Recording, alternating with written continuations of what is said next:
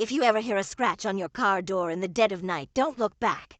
Hello, I'm the Hookman, and I haunt the lovers' lanes and dark, deserted roads of America.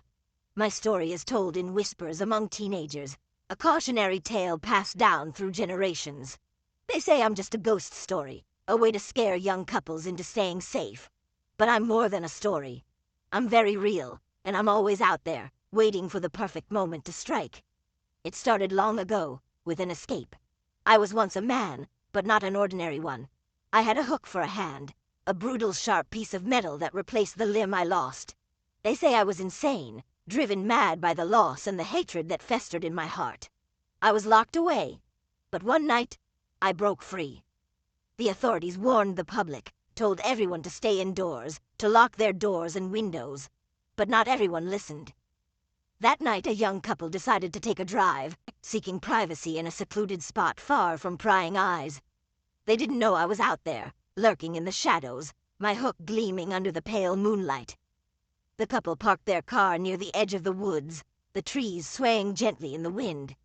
They thought they were alone, but I was watching, waiting. As they sat in the car, the radio crackled with the news of my escape. The girl grew nervous, her eyes darting around, searching the darkness outside the car.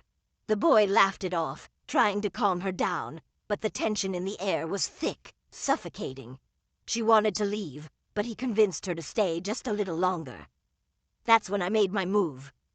They didn't hear me at first, the sound of my footsteps drowned out by the rustling leaves. I crept closer, my hook scratching against the metal of the car, a slow, deliberate sound that sent shivers down the girl's spine. She heard it, her eyes widening in fear, but the boy dismissed it as just a branch brushing against the car. But then, I scratched again, harder this time, the metal-on-metal screech filling the night air. The girl begged him to leave, her voice trembling with terror. Finally he agreed, frustrated but willing to go. He started the car, but just as they were about to pull away, I slammed my hook down onto the roof. The car rocked with the impact, the sound of the hook digging into the metal echoing in the silent night. The boy hit the gas, the tires screeching as they sped away.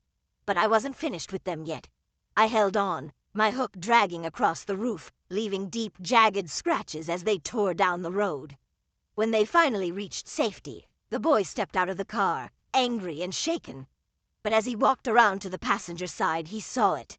The hook, embedded deep in the car door, hanging there like a grim trophy. They didn't know how close they had come to death that night, how lucky they were to escape. But others weren't so lucky. The Hookman doesn't always miss his mark. Some nights when the moon is high and the roads are deserted, I find those who dare to tempt fate. And when I do, I make sure they never tell the tale. So if you ever find yourself on a dark, lonely road with someone you care about, and you hear that unmistakable scratching sound, don't waste time wondering what it is. Drive. Drive as fast as you can. Because once you hear me, the Hookman, it's already too late. I'm watching, I'm waiting, and I'm always ready to strike.